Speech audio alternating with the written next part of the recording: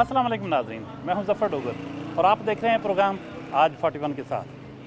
नाज़रीन, आज हम आपकी मुलाकात करवा रहे हैं फैसलाबाद से ताल्लुक़ रखने वाली एक ऐसी शायरा से जिसके खूबसूरत कलाम की शोहरत पाकिस्तान की सरहदों को पार करते हुए ना सिर्फ हमसाया ममालिक तक पहुँच चुकी है बल्कि मिडल ईस्ट, यूरोप और अमेरिका तक इस खुशबू से मुअत्तर हो गए हैं। सफ़िया हयात, आइए मिलते हैं।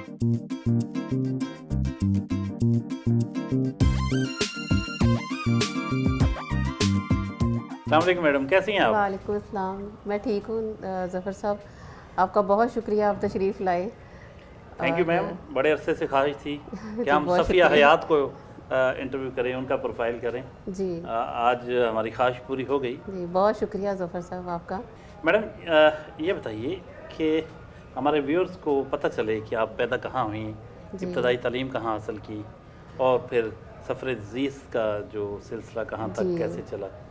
ज़फ़र साहब, मैं पैदा फैसलाबाद में ही हुई और उसके बाद मेरी तालीम भी सारी इधर से ही है।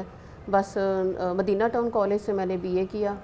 उसके बाद लिटिल एंजल में मैंने थोड़ी देर के लिए जॉब की।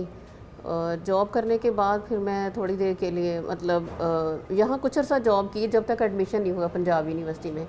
जब पंजाब यूनिवर्सिटी में एडमिशन हुआ है तो फिर मैं वहाँ चली गई हूँ और वहाँ मैंने एमए करने के साथ साथ एक स्कूल में एज अ किस ईयर में प्रिंसिपल किया? जॉब की। मैं 94-95 में लाहौर नहीं, में की। कौन सा सब्जेक्ट क्या था आप? मेरा पर्शियन था। मैडम, ये जो कब आपको एहसास हुआ कि आपके अंदर एक शायरा छुपी हुई है? 85-87 की बात है। मैंने 7th क्लास में जब एक कहानी अपनी फ्रेंड दोस्त के कहने पे मैंने लिखी, क्योंकि उनकी कहानियाँ छपती थी तो उन्होंने कहा कि सफ़िया तुम भी लिखो। मैंने ऐसे बैठ के एक बड़ी टची सी कहानी लिखी, एक यतीम लड़के की जिसकी माँ मर जाती है। क्योंकि अब देखें कि मैं आप आए हैं, मैं जिस तरह के एरिया में रहती हूँ, मेरे इर्द गिर्द ऐसी बेशुमार कहानियाँ बिखरी हुई हैं। तो वो कहानी ऐसे ही थी, मेरे इर्द गिर्द की ही थी कहानी। तो जब मैंने वो लिखी तो मैं पढ़ के मैं खुद भी रोई हूँ और जब वो अखबार में छपी तो मुझे बड़ा अच्छा फ़ीडबैक मिला। और लिखी तो मैंने शौकिया ही थी, मुझे नहीं पता था कि मैं उस वक्त मैं सोच भी नहीं सकती कि मैं उस वक्त लिखना ऐसा शुरू करूँगी कि मेरा कलम रुकेगा ही नहीं। वो फिर बस ऐसे सिलसिला चलता रहा। पंजाब यूनिवर्सिटी में मेरे क्लास फेलो थे, एक वो अखबार में लिखते थे। उन्होंने फिर मेरी कुछ नज़में लेके जंग अखबार में छपवाईं और फिर कॉलेज के मैगज़ीन में हम लिखते थे और बस इस तरह ये सिलसिला चलता रहा, रुका नहीं फिर। आपने 7वीं क्लास में कहानी लिखी, जी। पहला शेर कब कहा? पहला शेर मैं उस वक्त भी ज़्यादा नज़्म कहती थी। नज़्म के बाद मैं कि बीच में कहीं मैं शेर भी कह जाती थी। मैंने जब कॉलेज ये था, मैंने 89 में मुझे याद है कि मैंने अपनी जो लिखी हुई गज़लें थीं उसमें से मैंने एक गुजरा जड़ावाला कॉलेज में एक हमारा मुकाबला हुआ, तरह मिसरा हमें मिला था। हुस्न इस शान से चलता है खुदा हो जैसे। तो उस पे फिर मैंने गज़ल लिखी तो वहाँ मुझे सेकंड प्राइज़ मिला था। और मैंने क्योंकि तरन्नुम से पेश की तो मुझे बस इतना याद है कि वहाँ जब मैं गा रही थी अपनी गज़ल तो मेरे आगे जितने भी ऑडियंस थे ऐसे लग रहा था जैसे सब खामोश हैं और मुझे ऐसे लग रहा था ये इनको किसी को पसंद नहीं आ रही, मेरे लिए कोई क्लैपिंग नहीं कर रहा, कोई वाह वाह नहीं कर रहा। दरअसल वो बाद में मुझे पता चला कि वो सब लोग खो गए थे उस वक्त। और वो जो लम्हा था वो ज़फ़र साहब मैं आज भी कभी सोचती हूँ, मुझे ऐसे लगता था जैसे वो जो उस कमरे में जितने हम लोग थे हम किसी और खित्ते में चले गए थे, हम किसी और स्पेस में चले गए थे, हम वहाँ दुनिया में नहीं थे, ज़मीन पे नहीं थे। और जब मुझे सेकंड प्राइज़ मिला तब मुझे पता चला कि और मुझे जब शाबाश मिली फिर मुझे एहसास हुआ कि अच्छा मेरा कलाम सबको अच्छा लग रहा था, लेकिन वो सब उसको इतना एंजॉय कर रहे थे कि कोई भी शायद दाद देना भूल गया था। तो बाद में मुझे सब ने बहुत शाबाश दी। आप तालीम मुकम्मल करने के बाद फिर? जी, फिर मैंने पंजाब यूनिवर्सिटी से जब एमए किया तो उन्हीं दिनों वहीं मुझे एक एज अ प्रिंसिपल जॉब करने की ऑफ़र हुई। वो भी बस ऐसे मैं सोचती हूँ कि ज़फ़र साहब हमें ना कुदरत तैयार करती है।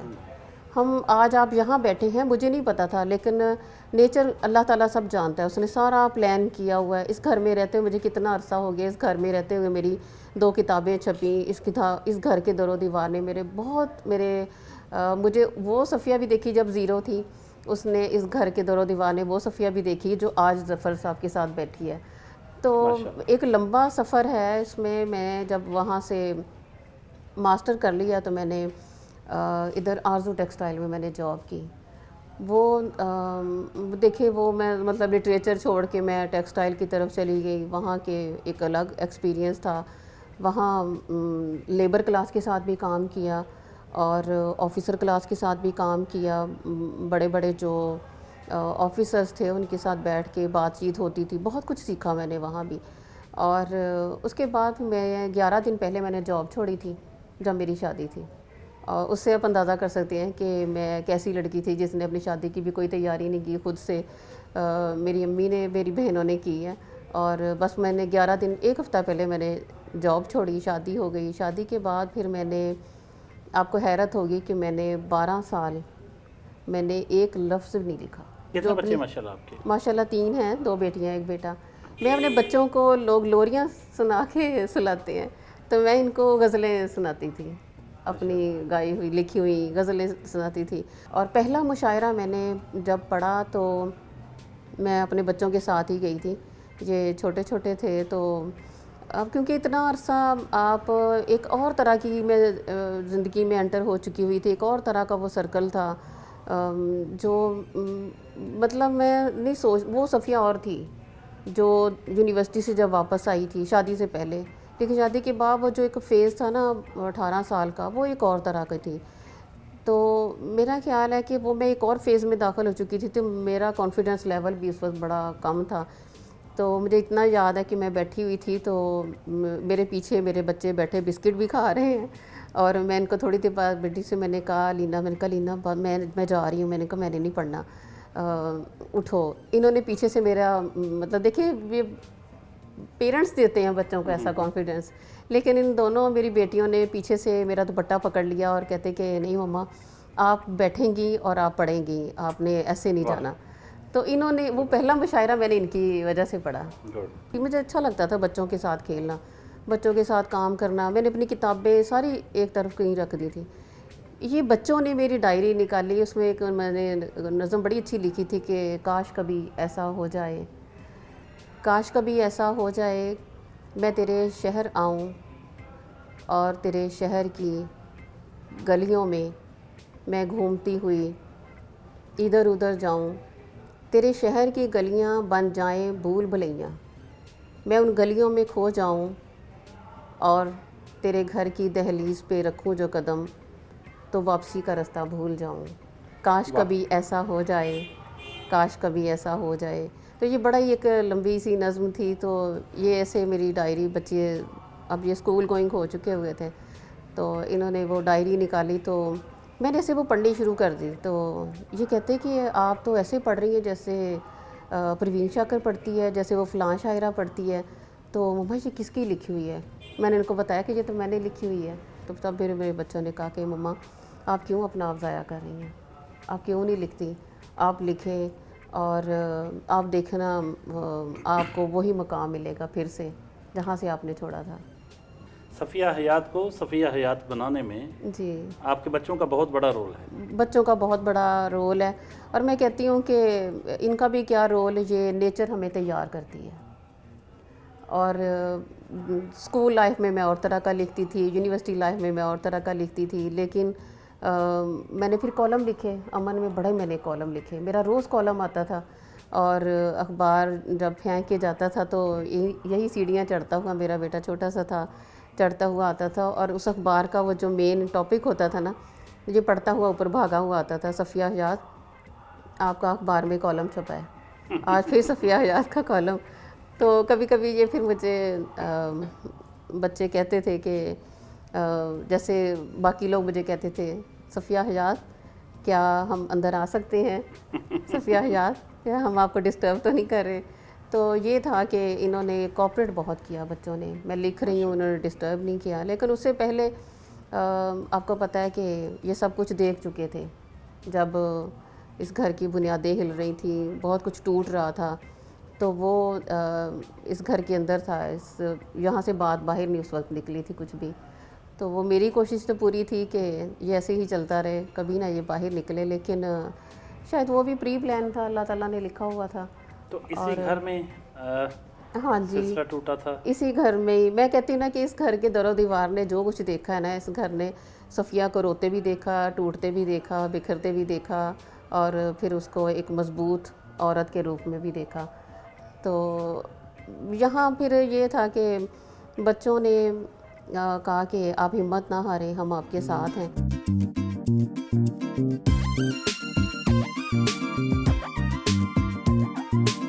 हम मौजूद हैं मोहतरमा सफ़िया हयात साहबा के साथ नाश्ते की टेबल पर। उनकी फैमिली भी मौजूद है, बेटा भी है, बेटियां भी हैं और उनकी वालदा भी हैं। कुछ बातें करते हैं उनकी खाने पीने के जो आदात हैं उस हवाले से। कब बेदार होती हैं, कब नाश्ता करती हैं। मैडम वेलकम, बताइए। लगता है कि आपका वैसे तो शायरों अदीबों का जो दिन का आगाज़ काफ़ी लेट होता है जी नहीं, लेकिन जो वर्क करते हैं, जो जॉब करते हैं, वो ज़रा जल्दी उठ जाते हैं। ज़फ़र साहब, मैं आपको हैरत होगी कि मैं रात को 2 बजे भी सोऊं अगर, तो मेरी सुबह जो है वो 5 बजे हो जाती है। क्योंकि मेरी शुरू से ये आदत है कि मैं सुबह उठ के थोड़ा सा नमाज के बाद थोड़ा सा योगा और एक्सरसाइज, वॉक करती हूँ। फिर मेरे प्लांट्स रखे हुए हैं, अपने वो प्लांट्स को थोड़ा बहुत पानी और उनका ख्याल करती हूँ। और कैट्स हैं, उनका खाने का जो टाइम है वो 6 बजे फिक्स है। तो उनका 6 बजे मैंने जो चिकन बॉयल करके रखा होता है वो मैंने उनको देना होता है। और क्योंकि वो 1-2 तो नहीं है, पूरी 7 की 7 है। खाती क्या है? खाती मैं सुबह जो मेरा नाश्ता होता है वो एग बॉयल एक और साथ कॉफ़ी। और ये मेरा जो है मेरा नाश्ता जो है, मतलब मैंने पहले तो मैं चाय बहुत पीती थी, मतलब सुबह जैसे ही मैं उठती थी फ़ौरन चाय पीती थी। लेकिन उससे फिर मैंने थोड़ा सा चेंज किया, और उसका ये है कि मेरे इंडिया में मेरे फ्रेंड्स जितने भी हैं उनका मेरे ऊपर बड़ा असर हुआ। कि जब हम सुबह उठ के बात करते थे, इसमें मेरे सबसे करीबी जो वहाँ दोस्त हैं, और मैं समझती हूँ कि वो दोस्त भी हैं, सहेली भी हैं, और मेरे वो ट्रांसलेटर भी हैं बहुत अच्छे, वो हैं हरविंदर सिंह। तो वो उन्होंने मुझे बड़ा बताए कि ये आप हर्बल्स लिया करें। आपको हैरत होगी कि आजकल मैं नीम के पत्ते पानी के साथ सुबह सुबह उठ के 3-4 पत्ते खाती हूँ। तो बहुत सारा कॉफ़ी का मुझे भी उन्होंने बताया था कि आप कॉफ़ी पिया करें, कॉफ़ी अच्छी होती है, चाय का इतना अच्छा नहीं है फ़ायदा।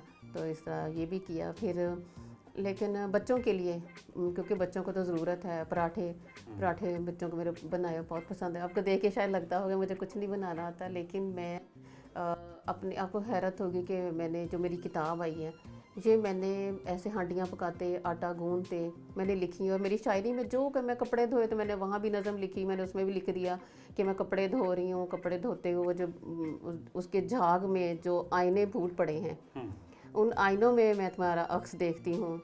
और उन आइनों के, वो एक आईना नहीं है, वो तो हज़ारों आईने हैं। और मैं एक आईने में जब मैं तुम्हें सोचती हूँ तो वो सारे आइनों में तुम दिखाई देते हो। तो मेरी तो शायरी जो है ना वो भी इस तरह की है। नाश्ते की तरफ आते हैं फिर दोबारा। जी, नाश्ता मैं खुद बनाती हैं सारा, या बच्चे भी आपके लिए बनाते कभी? बच्चे बनाते हैं जब इनको, जैसे फ़र्ज़ कर मेरा सैटरडे ऑफ होता है या ये लोग इनका कोई दिन ऑफ होता है, तो बेटा एग बॉयल बहुत अच्छे करता है, हाफ बॉयल। बच्चों से जानते हैं अभी आपके बारे में। बेटे क्या नाम है आपका? मेरा नाम अलीना। अरीना। हाँ जी, कौन सी क्लास में पढ़ती हैं? मैं द यूनिवर्सिटी ऑफ फैसलाबाद से डॉक्टर ऑफ ऑप्टोमेट्री कर रही हूँ। सेकेंड ईयर है माशाल्लाह से, 4th semester. Doctor of optometry, oh, primary I care physician. अच्छा जी। तो आपकी वालदा साहबा जो हैं जी, वो इस वक्त पूरे पाकिस्तान में उनका बहुत बड़ा नाम है शेर व अदब की दुनिया हाँ में। जी। कैसा लगता है? पहले तो ये फील होता है कि हमारी जो माँ है ना, हमारी जो मम्मा है, वो पहली जो दूसरी लोग हैं, दूसरे लोगों की जिस तरह की माएँ हैं, उनकी तरह बिल्कुल भी नहीं है। हमारी मम्मा राइटर हैं, हमारे दुखों को समझती हैं, जैसे जैसे उन्होंने दुख सहे, उन्होंने जो उनके एक्सपीरियंस थे उनके साथ साथ हमें भी देखती हैं, और फिर जो हमें फ़ील करती हैं वो सबसे ज़्यादा अच्छा लगता है कि हमें फ़ील करती हैं मम्मा। एक ट्रेजेडी से गुजरी हैं आपकी वालदा, तो उसके बाद आपने इनको बड़ा सहारा दिया। इनकी बातों से यही लगता है कि आप इनकी कमज़ोरी नहीं बनी, आप इनकी ताकत बनी है। मैं यही आप में ये कैसे ख्याल आया कि हमने बहादुर बनना है और हमने इनको टूटने नहीं देना, बिखरने नहीं हाँ देना? जी, बस देखिए हम लोगों ने मम्मा से शुरू से ही मम्मा के साथ हमने देखा था कि इतनी मुश्किलें सही, कितनी ट्रेजेडीज़ थी, कितनी स्ट्रेटजीज़ हुई मम्मा के साथ, और हमने मम्मा को देख के यही किया, हमने डिसीजन यही लिया कि हमने मम्मा की तरह स्ट्रॉन्ग बनना है। हम स्ट्रॉन्ग ना बने तो ये माशरा ऐसा है कि ये लोगों को गिराता है, ये लोगों को कमज़ोर बनाता है, लेकिन हमें स्ट्रॉन्ग बनना है। बेटे क्या नाम है? आइमा। कौन सी क्लास में पढ़ती हैं? मैं फर्स्ट ईयर में हूँ और प्री इंजीनियरिंग कर रही हूँ किप्स कॉलेज में। गुड। क्या इरादे हैं? इंशाल्लाह आगे इंजीनियर ही बनेंगे, अपनी फील्ड खुद चूज़ करेंगे जैसे यहाँ अभी की है। Very good. तो एक स्ट्रगल वाली लाइफ गुजार रही हैं आपकी जी। वालिदा मोहतरमा, और आप लोग भी, और बड़े आपसे जब भी मुलाकात होती है बड़े स्माइलिंग फेस के साथ, बड़े कॉन्फिडेंट आप नज़र आते हैं, और यूँ लगता है कि बड़ा यूँ एक बहुत सारी दुनिया के लिए सोर्स ऑफ इंस्पिरेशन भी हैं आप। कभी कमज़ोर नहीं पड़े? बहुत दफ़ा, लेकिन फिर कैसे हौसला बढ़ता है? माँ होती है ना, माँ बढ़ाती है, क्योंकि माँ को पता होता है कि ये मेरे बच्चे हैं, मैं इसकी माँ हूँ, और ये गिरेंगे तो मैंने ही उठाना है। मम्मा गिरती हैं, हम उठाते हैं, हम गिरते हैं, मम्मा उठाती हैं। कभी आपको इस बात पे कभी गौर किया कि ये जो अलहदगी हुई इसमें आपकी वालिदा साहबा गलती पर थी या वालिद साहब? ये नहीं मैं कह सकती कि, क्योंकि देखिए जो करना चाहता है, लाइफ हमारी अपनी होती है, हम अपनी मर्ज़ी से जी सकते हैं, हर किसी को हक होता है, तो हर कोई अपने राइट के लिए लड़ता है। हमारी माँ ने भी वही किया, जो उसका राइट था वो लड़ी हैं अपने राइट के लिए। आपके अबू ने कभी रब्ता किया? नहीं, आपने कभी ख्याल आया? बिल्कुल नहीं, क्योंकि हमें पता है हमारी माँ हमारे साथ है, हमें और किसी चीज़ की ज़रूरत ही नहीं है। तो भाई आपका हौसला बढ़ाते हैं? बिल्कुल, छोटा है लेकिन ऐसे डील करता है जैसे बड़ा है, ऐसे हौसला बढ़ाता है। भाई ऐसे ही होते हैं। वैसे सफ़िया हयात साहबा की वालिदा साहबा भी मौजूद हैं और उनके बेटे भी। पहले उनकी वालिदा साहबा से बात करते हैं। अस्सलाम वालेकुम जी। वालेकुम सलाम जी। आपकी बेटी माशाल्लाह बड़ी शायरा बन गई हैं, बहुत अच्छा कलाम पढ़ती हैं, बड़ा खूबसूरत लिखती हैं। ਇਹਨਾਂ ਦੀ ਬਚਪਨ ਦੀਆਂ ਕੋਈ ਸ਼ਰਾਰਤਾਂ, ਬਚਪਨ ਦੀਆਂ ਕੋਈ ਗੱਲ ਸੁਣਾਓ। ਨਹੀਂ ਸ਼ਰਾਰਤਾਂ ਕੋਈ ਨਹੀਂ ਸੀ, ਇਹਨਾਂ ਪੜ੍ਹਾਈ ਦੀਆਂ ਸੀ, ਬਸ ਇਹਨਾਂ ਨੂੰ ਪੜ੍ਹਨੇ ਦਾ ਹੀ ਸ਼ੌਕ ਸੀ ਸ਼ੁਰੂ ਤੋਂ। ਹਰ ਟਾਈਮ ਪੜ੍ਹਨੇ ਤੇ ਰਹਿਣਾ, ਹਰ ਟਾਈਮ ਪੜ੍ਹਨੇ ਤੇ ਹੀ ਰਹਿਣਾ। ਜੇ ਸਫੀਆ ਚਾਲਾ ਕਰਨੇ ਮੈਂ ਪੜ੍ਹਨਾ, ਅੰਮੀ ਮੈਨੂੰ ਪੜ੍ਹ ਲੈਣ ਦਿਓ। ਇਹਦੇ ਬਾਲਦ ਨੇ ਵੀ ਇਹ ਕਹਿਣਾ ਇਹਨੂੰ ਪੜ੍ਹਨ ਦਿਓ। ਭਾਈਆਂ ਨੇ ਵੀ ਕਦੀ ਨਹੀਂ ਸੀ ਇਹਨੂੰ ਰੋਕਿਆ, ਭਾਈਆਂ ਨੇ ਸਪੋਰਟ ਕੀਤੀ ਦੇ ਨਾਲ ਵੀ ਸਾਡੀ ਭੈਣ ਸਹੀ ਚੱਲ ਰਹੀ ਆ। सफ़िया साहबा के साहबजादे अहमद से बात करते हैं। आपकी वालिदा साहबा के बारे में आप क्या कहेंगे? मम्मा ने मतलब जब हमारे लिए मतलब काफ़ी स्ट्रगल्स की, मतलब जो हम मतलब मम्मा के पास ने पैसे नहीं होते थे, फिर भी मम्मा ने इतनी मुश्किल से मुश्किलात का सामना करते हुए हमें वो चीज़ें दी जो मम्मा हमने नहीं दिला सकती थी।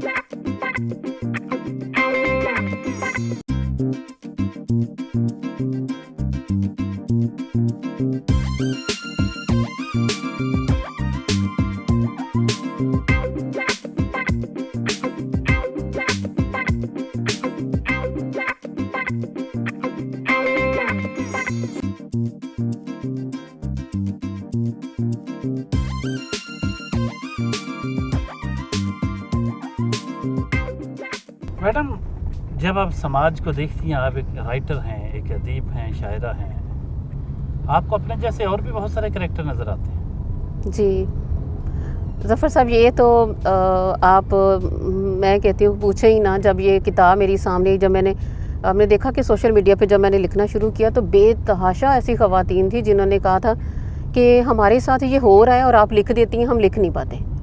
उनकी ऐसी लेडीज़ भी हैं जिनके ATM कार्ड उनके हस्बैंड्स के पास हैं, लेकिन उनको बोलने की इजाज़त नहीं है। सैलरी कब आती है उनके अकाउंट्स में उनको कुछ नहीं पता, कहाँ खर्च हो जाती है उनको उनके बच्चे का खर्चा। आप यकीन करें इतनी बदहाली की हालत में होती हैं। लेकिन अब बहुत सारे फिर मर्द मुझे कहते हैं कि आप मर्दों के ख़िलाफ़ लिखती हैं। मैं कहती हूँ मैं मर्दों के ख़िलाफ़ नहीं लिखती, मैं सिस्टम के ख़िलाफ़ लिख रही हूँ। नो डाउट कि औरत अब बहुत मुँह ज़ोर भी हो गई है। औरत बहुत सारी जगहों पे अपना आप मनवा चुकी है और जहाँ उसको मौका मिलता है ना, वो भी मर्द का इस्तेहसाल करती है। सिर्फ ये नहीं कि औरत के साथ ही, मेरे साथ अगर हुआ तो मैं कहती हूँ सारी औरतें मजलूम है। नो, सारी औरतें मजलूम नहीं हैं। जहाँ जिसका वार चलता है ना वो चला भी लेती हैं। लेकिन बहरहाल बहुत सारी पढ़ी लिखी ख़वातीन के साथ भी अभी तक ये उनके ATM कार्ड तक उनके पास नहीं है। बहुत सारे मुझे उन्होंने बाकायदा लिख के भेजा, फ़ोन पे बात की कि आपने तो लिख दिया, हम जैसी तो लिख नहीं सकती, लेकिन हम आपका पढ़ा हुआ देख के कहते हैं कि भाई वाकई अगर ये ऐसी गुजार रही हैं तो हम भी ऐसी गुजार रहे हैं। हम टिप्स कॉलेज पहुँचे हैं जहाँ मैडम, आइए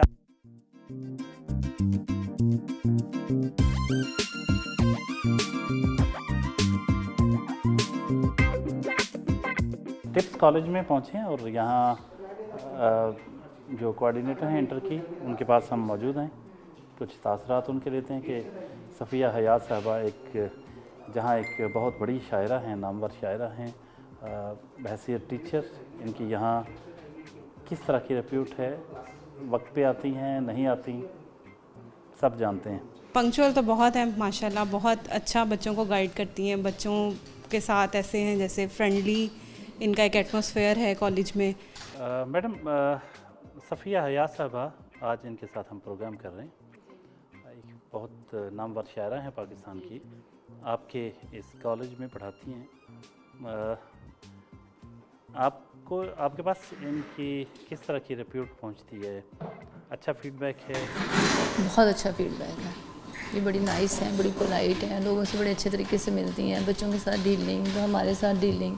इनकी टाइमिंग, इनकी मसरूफियत यहाँ वो स्ट्रिक्टली अपनी टाइमिंग फॉलो करती हैं और अपने टाइम पे आती हैं और अपने टाइम पे सारे काम करती हैं।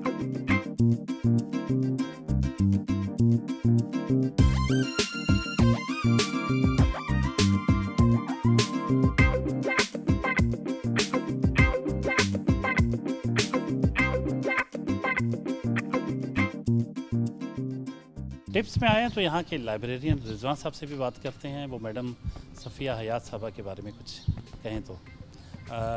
मैडम को आप जानते हैं? जी, अस्सलाम वालेकुम सर। जी बिल्कुल, ज़रूर जानते हैं। मैडम सफ़िया हमारी उर्दू की बहुत अच्छी टीचर हैं और यहाँ पे हमें बहुत से इल्म से रोशनास करती हैं। इनकी स्पेशल किताब हवा से मुकालमा के हवाले से भी मुझे कुछ मिलने को मिला है, जिसमें मैंने पढ़ा है। उसके अलावा मिट्टी के दुख हैं, वो इन्होंने हमारी लाइब्रेरी में रखवाई है किताब। मुझे इनकी किताबों से बहुत इत्तेफाक होता है और बहुत दिलचस्पी होती है कि मैं इनसे किताबें लूँ और पढूँ और लाइब्रेरी में रखूँ और लोग इससे मुस्तफ़ीद हों। यहाँ कौन कौन सी क्लासेस लेती हैं आप मैडम? यहाँ ज़फ़र साहब मैं ICS और ICS part 1 part 2, FSC part 1 part 2 को पढ़ाती हूँ। और ये मेरे पास 5-6 क्लासेस होती हैं जो मेरे टाइम टेबल के हिसाब से मुझे दे दी जाती हैं। ये तो आपकी ज़िंदगी का अब एक लाजमी हिस्सा बन गया। जी, ये तो 5 साल तो हो गए। 5 साल हो गए हैं, तो मेरा इनके साथ बहुत अच्छा वक्त गुजर रहा है और अल्लाह का शुक्र है कि 5 सालों में मुझे ऑफ़र्स हुई इधर उधर से काम करने के, लेकिन मैं मेंटली यहाँ रिलैक्स हूँ, तो मैं इसलिए खुश हूँ यहाँ काम करते हुए।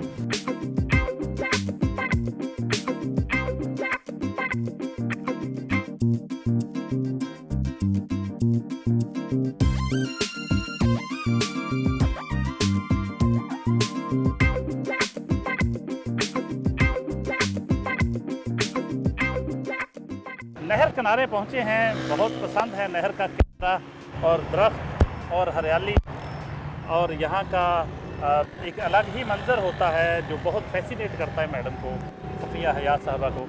इनसे जानते हैं कि ये यहाँ क्यों आती हैं। मैडम फरमाइए, कैसा लगता है आपको नहर किनारे आना और दरख्तों में आपको वक्त पता है गुजारना? तख्लीक़कार लिखने वाले जो हैं वो नेचर के बहुत करीब रहते हैं, हम्म, और जो भी वो लिखते हैं उनका ज़्यादातर वक्त नेचर के करीब गुज़रता है। तो मैं भी अक्सर इस नहर के पानी को चमकता हुआ जब सूरज की छाँव में इसको देखती हूँ तो मुझे बहुत अच्छा लगता है। फिर दरख्त हैं, सब्ज़ा है, और पानी जो चल रहा है, फूलों के जो झुंड हैं वो इनके बिल्कुल पानी को जब टच कर रहे होते हैं तो ऐसे लगता है कि जैसे वो वज़ू कर रहे हैं। तो मुझे ये बहुत अच्छा लगता है नहर का किनारा। मैं अक्सर जब मुझे वक्त मिलता है तो मैं किसी बाग में चली जाती हूँ, जैसे यहाँ फैसलाबाद में लायलपुर में जिना गार्डन है, वहाँ तो निकल नहर जाती हूँ किनारे जब और आप नहर आती हो किनारे तो आ कभी जाती हूँ। आपकी कोई नज़्म नहर पे आके भी हुई? मैं वही बताने लगी थी कि आज भी इस चमकते हुए पानी को देख के मुझे याद आ रहा है कि मेरी हवा से मुकालमा में एक नज़्म है शरारत, बहुत खूबसूरत है वो। यही मैंने इस पानी को देखते हुए लिखी थी। वो यूँ थी कि नीली चिड़िया ने चमकते हुए पानी में, नीली चिड़िया ने नदी के चमकते पानी में तैरते हुए अपने पर क्या भिगोए, और वो एक शरारत कर बैठी। उसने पानी की लहरों पे रक्स करते हुए एक शरारत कर बैठी। उस शरारत से सारा पानी नीलगू हो गया।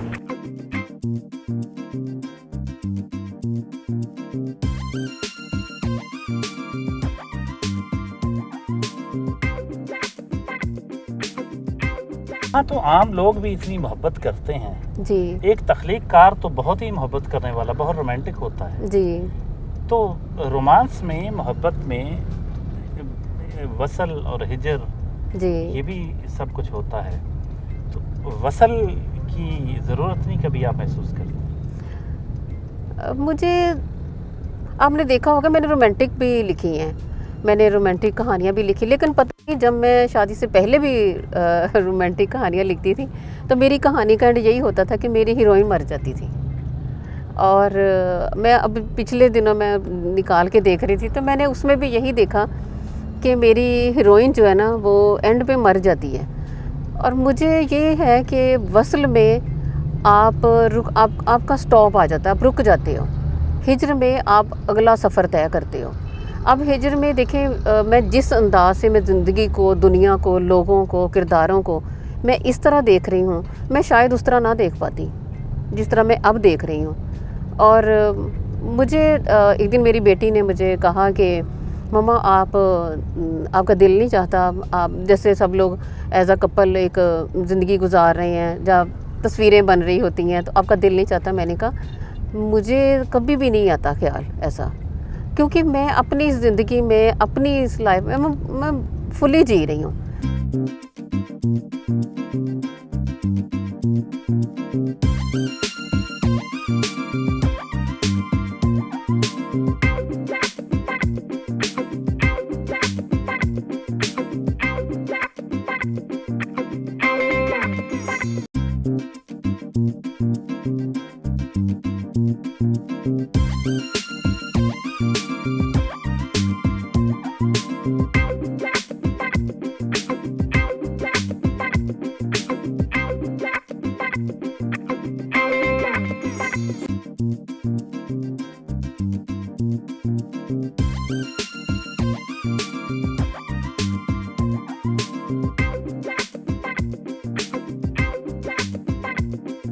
सफ़िया हया साहबा, आप सुना है तरन्नुम से भी गज़लें गाती हैं? जी, थोड़ा कोई बहुत अपनी है। गज़ल तरन्नुम के साथ सुनाइए। जी, ज़फ़र साहब, ये वही गज़ल है जो मैंने जड़ावाला कॉलेज में पढ़ी थी और मुझे प्राइज़ मिला था, और ये आज भी मुझे याद है। उनकी दुश्नाम पे दिल खुश है, सना हो जैसे, उनकी दुश्नाम पे दिल खुश है, सना हो जैसे, वाह हर जफा उनकी गवारा है, बजा हो जैसे। वाह वाह ऐसा लगता है कभी दिल जो धड़क जाता है, वाह ऐसा लगता है कभी दिल जो धड़क जाता है, कोई छुप छुप के मुझे देख रहा हो जैसे। बहुत शुक्रिया, क्या बात, क्या थैंक बात। You, thank you. ज़बरदस्त, क्या बात है जी, क्या बात है। तरन्नुम के साथ भी बहुत खूबसूरत इन्होंने अपना कलाम सुनाया, तो मज़ा आ गया। कुछ मेरे सामने पाम ट्री था, कुछ यहाँ की खूबसूरती और कुछ आपका ज़ौक़ इतना खूबसूरत कि ये गज़ल मैंने सोचा कि मुझे यहाँ सुनानी चाहिए। बहुत ज़रूरी वाकई थी, हमारे व्यूअर्स जी। को पता चलना चाहिए कि कितनी बड़ी शायरा बहुत शुक्रिया। जिनके साथ आज प्रोग्राम है। इन पर एक जीसी यूनिवर्सिटी में एक थीसिस हुआ एमए का इनकी शायरी पर, और उसमें तानीसी अदब में सफ़िया हयात का सफ़िया तानीसी हयात- शऊर, सफ़िया हयात के कलाम में तानीसी तसनीफ- शऊर, तानीसी शऊर, तानीसी यानी जेंडर जी अवेयरनेस जो है जी। उसे हम कहेंगे।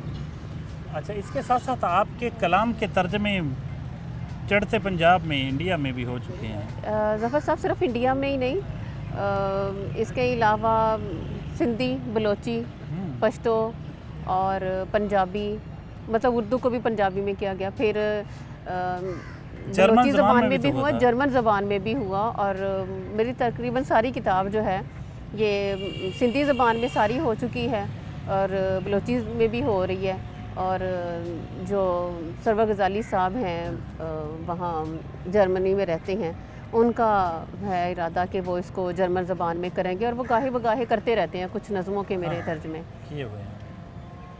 अच्छा मैडम, ये बताइए मुझे, यहीं हमें इस कलाम को सुनाइए जो आपकी, हमारे नज़दीक तो वो आपका बहुत ही शाहकार कलाम है, जी। जो हमारे पंजाब की जो सकाफ़त, कल्चर, यहाँ जो ख़वातीन को विरासत से महरूम रखा जाता है जी, और पंजाबी लॉलीपॉप दिए जाते जी। हैं और बहनों को ये दे दिया, वो दे दिया, जहेज़ जायदाद के भी नाम देते हैं। पे, जहेज़ के नाम पे दहेज वो के कहते नाम हैं कि पे हमने कह बड़ा दिया, दे फलां दिया। कर दिया, लेकिन जो फिर उसके अंदर की आवाज़ होती है बेटी की जी कि वीरे मेरियां पहलियां, वो तो सुनाइए जी। निके भतीजे नू दिते मेरे रुपये, वीरे ने खो के मेरे हाथ ते रख दिते।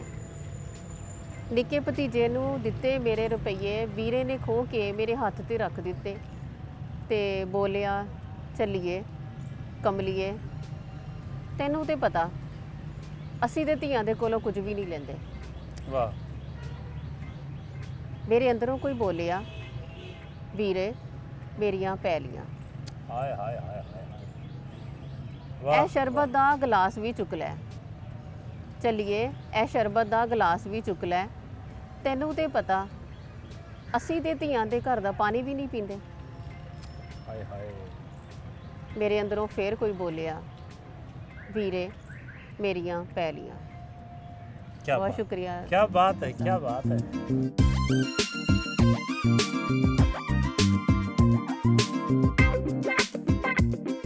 सिविल लाइंस में पहुँचे जहाँ सफ़िया हयात साहबा के एजाज़ में एक टी पार्टी का अहतमाम किया गया है।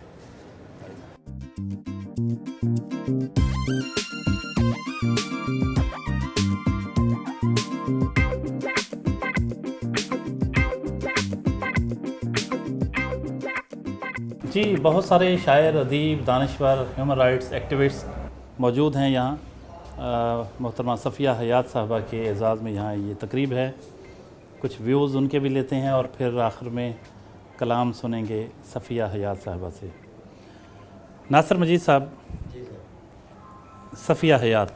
ज़फ़र साहब, सफ़िया हयात यूँ है कि हमारी सोसाइटी जहाँ औरत को खुलकर सांस तक लेने की इजाज़त नहीं, उस सोसाइटी में रहते हुए खुलकर अपने जज्बात का इजहार करना, शायरी करना और किताब लिख देना, ये उनका कमाल है। मैं उन्हें सलाम पेश करता हूँ। और दूसरा जो उनकी शायरी के हवाले से बात है तो वो सच है, वो मेरी सोसाइटी के दुख हैं और मेरी सोसाइटी में औरत के साथ होने वाले मजालम का पोर्ट्रेट है वो उनकी शायरी। मैं यही कहना चाहूँगा। Thank you. इनकी शायरी के बारे में मैं ये कहूँगा कि ये एक कमिटमेंट की शायरी है। इनकी शायरी कमिटमेंट की शायरी है, नज़रियात की शायरी है, निचले तबके की शायरी है। मैं समझता हूँ कि आज का माशरे में जो औरत का इस्तेसाल हो रहा है, जिस तरह उसको दूसरे दर्जे का एक इंसान समझा जा रहा है, सफ़िया याद ने इस पर बहुत ही अच्छे अंदाज में औरतों के हकूक़ की पासदारी की बात की है। तो मैं सफ़िया याद के बारे में यही कहना चाहूँगा कि हमारे यहाँ अदब में एक चीज़ बहुत कही जाती है कि जो ख़वातीन की शायरी है वो मर्द करके देते हैं। अमूमन यहाँ पे एक तासर ऐसा भी है, लेकिन हमारे यहाँ सफ़िया हयात ने यह साबित किया है कि ये बात सरा गलत है। ऐसा बात नहीं है। सफ़िया हयात की जो शायरी है वो सफ़िया हयात की ही शायरी है। सफ़िया हयात की शायरी पढ़ने के बाद ये अंदाज़ा होता है कि कोई ख़तून इस घुटन ज़दा माशरे में इतनी बोल्ड भी हो सकती है। उन्हें जिस तरह वो ख़वातीन सदियों से जो जकड़ी ख़वातीन के मसाइल उजागर किए हैं, ये इनको ही वो ज़ेब देता है।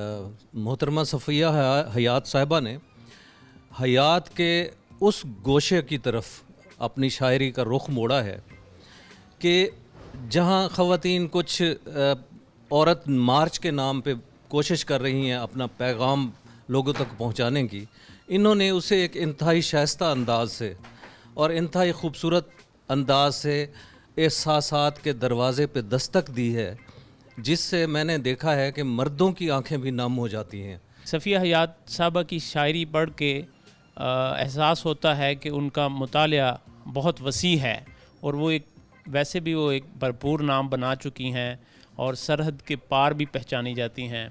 एक शेर उनकी नज़र करूँगा अपना कि राह उल्फत में हमने देखा है, राह उल्फत में हमने देखा है, लोग थक कर भी मुस्कुराते हैं।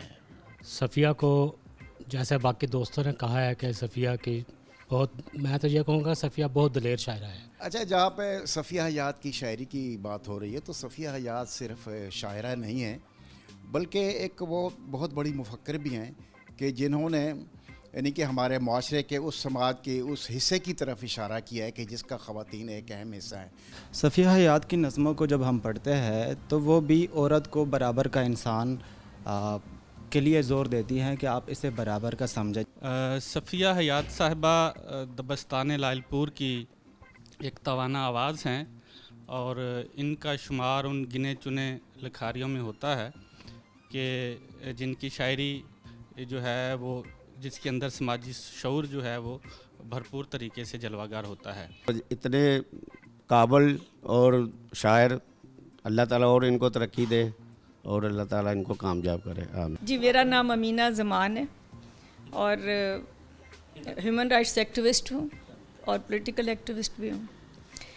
मैं सफ़िया मुझे बहुत देर से मिली और जब मैंने इसको पढ़ना शुरू किया तो मैंने इसको फौरी फेसबुक पे ब्लॉक कर दिया और लेकिन फिर मैंने जब इसको दोबारा इसको मिली और मैंने जो इसकी सारी पढ़ी, ब्लॉक मैंने इसलिए किया कि इतना दुखी था कि उसको पढ़ना बड़ा मुश्किल था और इसको पता ही नहीं है कि इसने जो कुछ लिखा है उस सब के ऊपर लॉज बन चुके। अब मेरी इसके साथ अगली सिटिंग होगी कि ये अब लिखे कि इसको इम्प्लीमेंट किस तरह किया जाए, लोगों को पता चले कि ये इसने जो फ़लाँ बात की थी तो वो उसका ये एक्ट है। इसने इक्वल सिटीजन्स की बात की है, इसने इनहेरिटेंस लॉ की बात की है और इसने पनिशमेंट जो मिलती है, जो इंसान जिसने कत्ल भी किया हो इसके बावजूद उसका राइट है कि उसको मारा पीटा ना जाए, उसके वही राइट्स हैं जो एक दूसरे एक इंसान के होते हैं। इसने इतना कुछ लिखा है कि जो औरतों के फ्रेंडली लॉज बने हैं उस सब को ये क्रॉस कर चुकी है और इसने, मेरा ख्याल है कि महंगाई के ख़िलाफ़, गुर्बत के ख़िलाफ़ कोई इसने ऐसी चीज़ छोड़ी नहीं। सफ़िया साहब कितना आपकी शायरी के हवाले से आपको हाई रेट किया जाता है, कितने मद्दाह हैं आपके, आप अपने इन कोलीग्स के बारे में, साथियों के बारे में और अपने मद्दाहों के बारे में क्या कहेंगे? ज़फ़र साहब, मैं तो हमेशा जब भी मैं बल्कि मैं ये कहूँगी कि आज इन सब ने सफ़िया हयात की बात की है, तो इन सब ने मिलके सफ़िया हयात को सफ़िया हयात बनाया है। बहुत बाकी खूबसूरत तकरीब सबने का इनेकाद हुआ मैडम आपके एजाज़ में। जी, माशाल्लाह, बहुत बहुत शुक्रिया। हमें ख्वाहिश है हमारी कि आप इस मौके पे कुछ कलाम अपना सुनाइए। जी, नज़्म का उन्वान है ज़रूरतों की फटी जेबें। वो कहता है लिखने वाली औरत किसी एक की नहीं होती। वो कहता है लिखने वाली औरत किसी एक की नहीं होती, वो लिखते हुए किसी का भी हाथ थाम कर चल पड़ती है। और तो और वो बिस्तर की शिकनों में अपने ख्वाब तक छुपा देती है।